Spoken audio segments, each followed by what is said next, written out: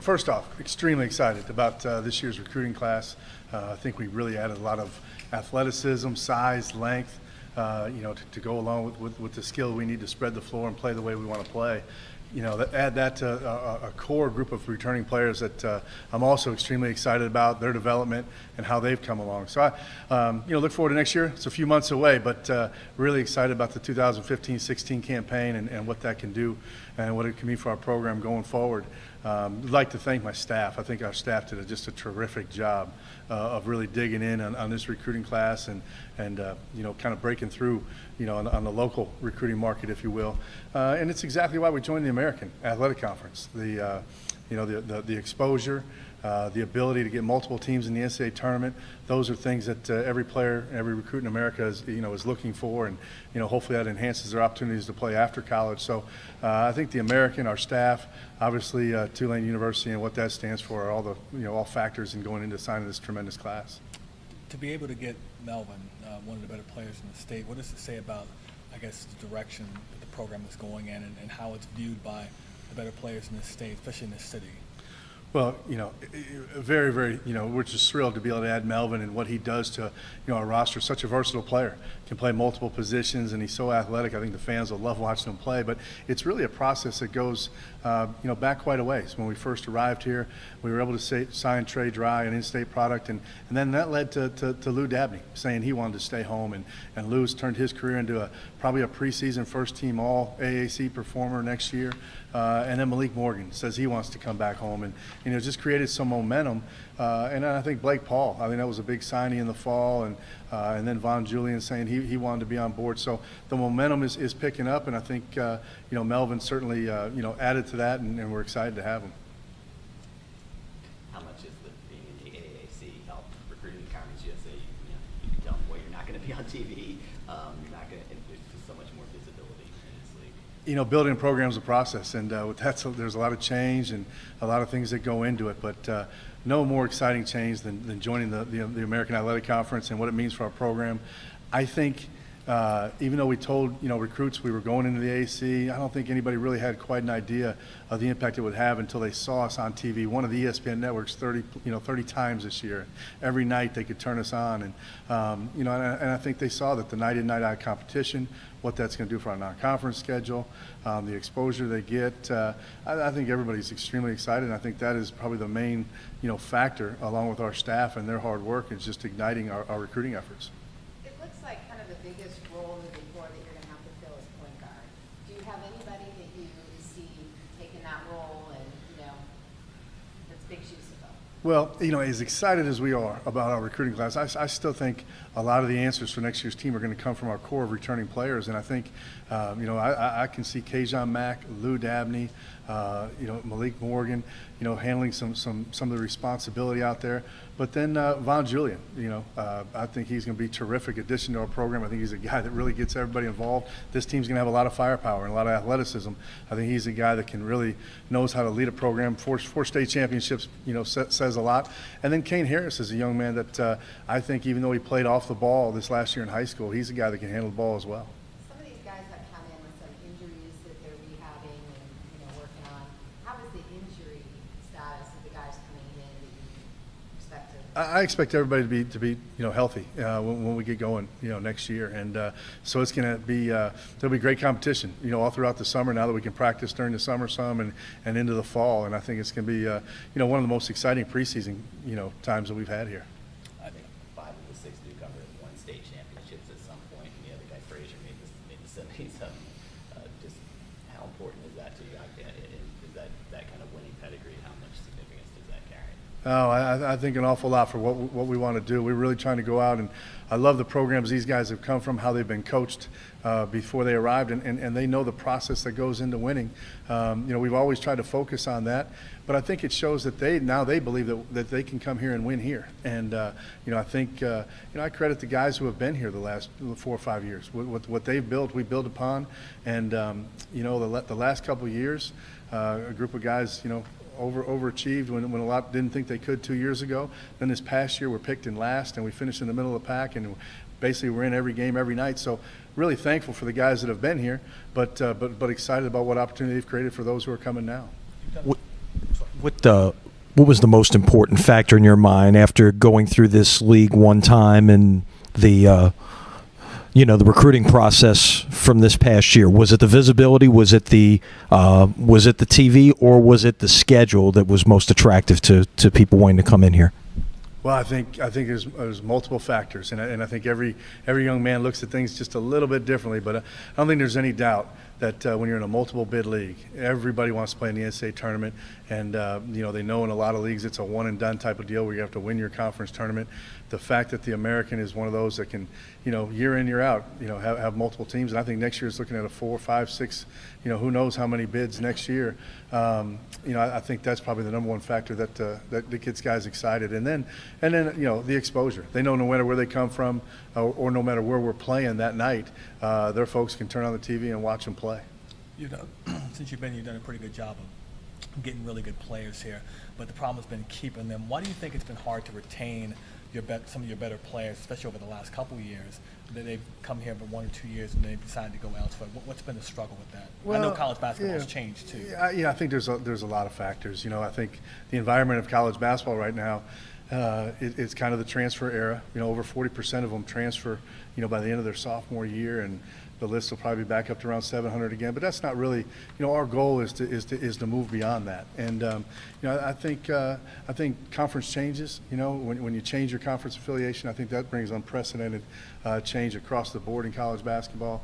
The 5th year rule has really changed things. So I think everybody's kind of fighting against it. Our goal is that we get stable. I think with this next class, and especially with a lot of the local guys, I think we're moving toward that stability. And it's the guys that were here, created some opportunities for themselves that they thought were better for them, but they also created better opportunities for those who are coming here. And so, I think it's just a building process. But does it make it more difficult when you're losing not just the 11th and 12th guy on the roster, but you're losing key players, stars like a Ricky Terrence, something like that, going back a little bit, and then having to replace that key component year after year? That's really difficult to do, and it's like a turnover over and over again.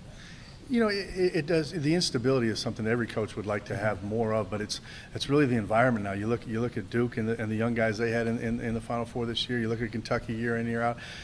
Remaking your roster has become kind of the norm in college basketball. And what I'm thankful for is that the guys who have come, have conducted themselves in a great way. They've been great ambassadors on and off the floor. They've done their job in the classroom, on the court, and they've left it in a better spot. And we've been able to attract, even more talented players coming on top of them.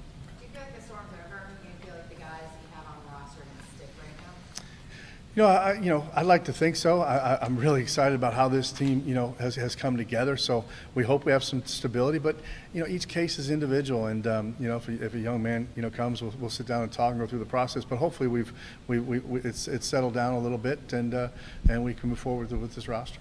You like to think change your offense? Do you think that's something that you have to do to keep players? Well, I think we're always going to try to play around the strengths of the guys that we have, and we've always liked to attack and like I said, highlight the strengths of who we have. I think this next year's team has more length, more athleticism, more firepower, if you will, and can play at a much faster tempo. Still have to execute at some point. Championship basketball comes down to executing in the half court. We'll need to do that as well. But I think with the shot clock moving down to 30, I think with some of the people that we've added, I think fans are going to see a really exciting style of basketball. Do you think winning consistently and more butts in the seats inside the arena there will solve a lot of the problems of players coming in and maybe not feeling the kind of wholehearted support that they think they should be getting for basketball? Because people talk about football here. Do you think that will help? Think that everything is solved with winning? Yeah, I think across the board, conference, non-conference schedule, our fan support, facilities, the commitment from the university. I think across the board we're improving the program every year, and I think we're on our way to making it a place that guys want to be here the entire time and see no reason to go elsewhere. Coach, for the fans who are alarmed about all the transfers, what would you tell them? I would tell them that, I understand, change is tough for everybody, but, we've gone through kind of unprecedented change here. Facilities have changed dramatically. New practice facility, upgraded Devlin.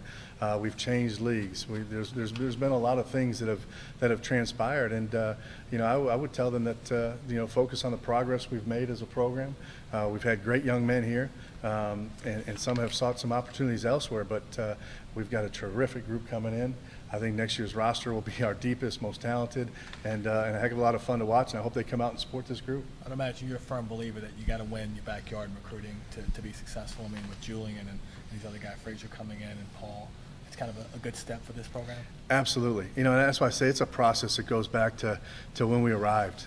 We've really tried to get out in the community, get to the local games, and build those deep relationships. And, Von Julian, I can't tell you how many times I've seen him play over the last 4 years, and those things take time. And like I said, I think it goes back to, even Trey Dry, but then certainly Lou Dabney was a catalyst, and Malik Morgan and Blake Paul, those guys. And then once they saw the other ones enjoying their experience here and thriving, I think it's really created some momentum with the local guys, and that's huge going forward. I think that'll help fan support, and I hope that they'll enjoy watching these local guys play. At this point, that 5 years in, did you expect to be a little more successful in the win and loss column, or how do you feel about kind of the overall body of work that's been produced? Well, I think we've made progress, each year. Even you look at this past year, no one really knew what to expect. You go into a league and everybody, all the so-called experts pick you last. You finish in the middle pack. You win 5 games on the road. You get off to a nice start non-conference-wise. So I think we're making progress each year. But going back to 5 years ago, I don't know that anybody would have predicted the path, what league we'd be in, what the leagues would look like. Even Conference USA, our last year, looked completely different than it did our first 2. So it's almost like we've been in 3 leagues, and in a 5-year period, which is really, really tough. The clear difference in conference games this year, even the ones you won, was athleticism from top to bottom. Do you feel like you've addressed that with this class? I don't think there's any doubt, going through the American one time, that I came away in the spring, and I thought it going into the fall. That's why, Teron Oliver, Blake Paul, we were very happy with our fall signees. We really felt like we needed to get bigger, more athletic, more rim protection, those type of things, control the glass better. And even though I think we executed well this year to try to keep people away from the rim and rebounded, really well for our size, we needed to add length and athleticism, and I think there's no question that with the guys we've added that we've done that. You were able to add a really big guy, though. Your tallest guy is 6'9". You still don't have that, what I consider a true center other than Ryan. I guess just thoughts on that. Do you feel like you don't need that necessarily for this offense, or? No, I think I think Blake Paul and Teron, Blake really has, I think, is going to be a really good rim protector. His athleticism, ability to get off the floor. I think even other guys who may be smaller, like a Melvin Frazier, because they play so much bigger than their size. Kipper Nichols, guys like that. I think they can do a lot, and we may not be done. So there might be a piece added here. So where does I know you had some trouble scoring late in the year in games. Where does your offense come from, especially considering all the guys that you lost? Well, I think the core group of returnees is where it starts with, and a lot of people forget that Malik Morgan and Cameron Reynolds were sitting out last year, and in practice, day in, day out, they were 2 of our best scorers, and so those 2 guys will certainly help in that regard. You have Lou Dabney out there, who will be a preseason first-team All-League guy. Dylan Osikowski, who came on really strong in the second half of the season. I think he's going to be a really good scorer going forward. Ryan Smith, his from the postseason, he was having a terrific postseason, so I think he'll be improved. Kayjon Mack, I'm probably leaving somebody out, but our core group of guys, I really think is going to be, just on their own, is going to be as good a scoring group as we've had. And then you add these new guys, it's really exciting. Chicago is not the easiest area to penetrate. Just talk about the process with Kane Harris and how getting him. Yeah, probably the one that my dad is most proud of. My dad is a St. Rita alum, so for us to go up in there and get a Catholic League guy, we were pretty fortunate. And again, our staff just worked very hard, banging away at that.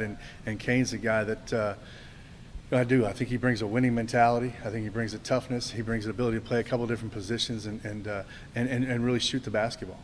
You have not been afraid to sign a guy who is coming in with an injury. You know, Lou Dabney, Tomas. You had guys that were coming in with some pretty significant knee issues.